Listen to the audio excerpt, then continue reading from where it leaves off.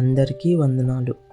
Christmas అనగానే మనకు రంగురంగుల విద్యుత్ దీపాలు, నక్షత్రాలు, బహుమతులు గుర్తొస్తాయి. కానీ అసలైన క్రిస్మస్ వెలుగు ఎక్కడ ఉందో తెలుసా? అది విరిగిపోయిన హృదయాల్లో ఉంది. మనం అనుకుంటాం మనకు అన్నీ ఉన్నాయి, మన జీవితం చాలా బాగుంది అని. కానీ లోపల ఎక్కడో ఒక తెలియని ఒంటరితనం, నవ్వుతున్న కళ్ళల్లో దాచుకున్న కన్నీళ్ళు. దేవుడు మనల్ని ఎంతో ప్రేమగా సృష్టించుకుంటే మనం మాత్రం లోకపు రంగులకు, క్షణికమైన ఆశలకు బానిసలై ఆయనకు దూరమైపోయాం. పాపం అనే చీకటిలో దారి తెలియక కొట్టుమిట్టాడుతున్న మనల్ని చూసి ఆ పరలోకపు తండ్రి హృదయం ఎంతగా తల్లడిల్లిందో తెలుసా? రోమా 6:23లో చెబుతున్నట్లు, పాపం వల్ల వచ్చే మరణం నుండి మనల్ని రక్షించడానికి తన బిడ్డలైన మన కోసం ఆ దేవాతి దేవుడు తన సింహాసనాన్ని విడిచి పశువుల పాకలో దీనుడిగా జన్మించాడు. ఈరోజు మేము వేయబోయే ఈ మ్యూజికల్ స్కిట్ కేవలం ఒక ప్రదర్శన కాదు, ఇది మనందరి కథ.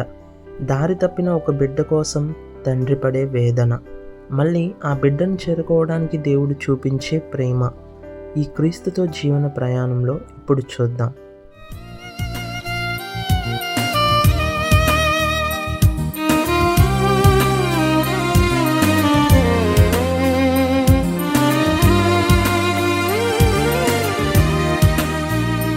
యేసు నీవే కావాలయ్యా, నాతో కూడా రావాలయ్యా.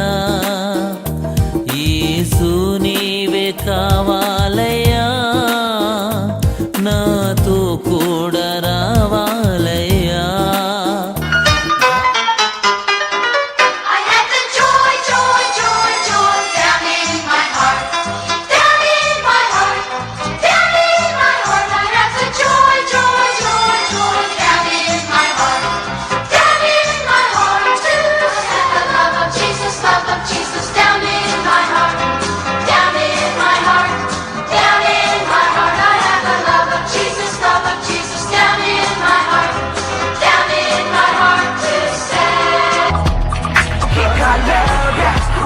My heart and hope to live and make you smile. Girl, I love you, girl. I love you, girl. I love you, girl. I love you, girl. I love you, girl.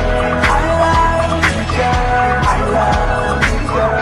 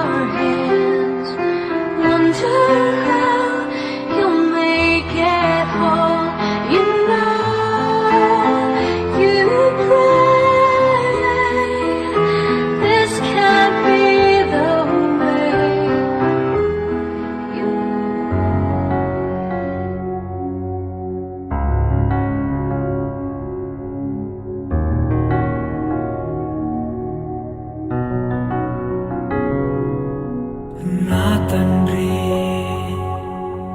నిన్ను చాలా బాధ పెట్టాను యేసయ్యా, నీకు నేను దూరమయ్యాను.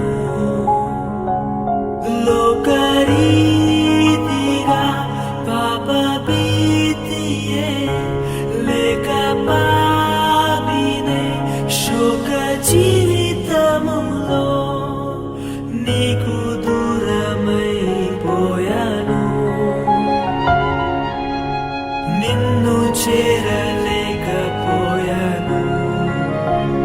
I'm sorry Lord. నన్ను చేరదీసే నా చల్లనైన తండ్రి, I'm sorry Lord. నన్ను మన్నించేసే నా కరుణామయ తండ్రి, I'm sorry Lord. నీ వాడిగా మార్చే నా మార్పు లేని తండ్రి, ఈ ఒక్కసారి మన్నించయ్యా,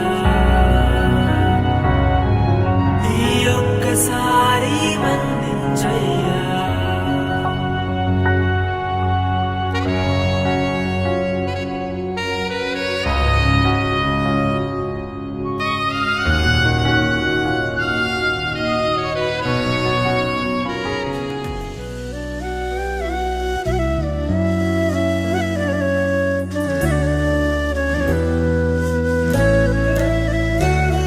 ఈ లోకం ఒక మాయని తెలుసుకున్నాను, ఏది నా సొంతం కాదనుకున్నాను.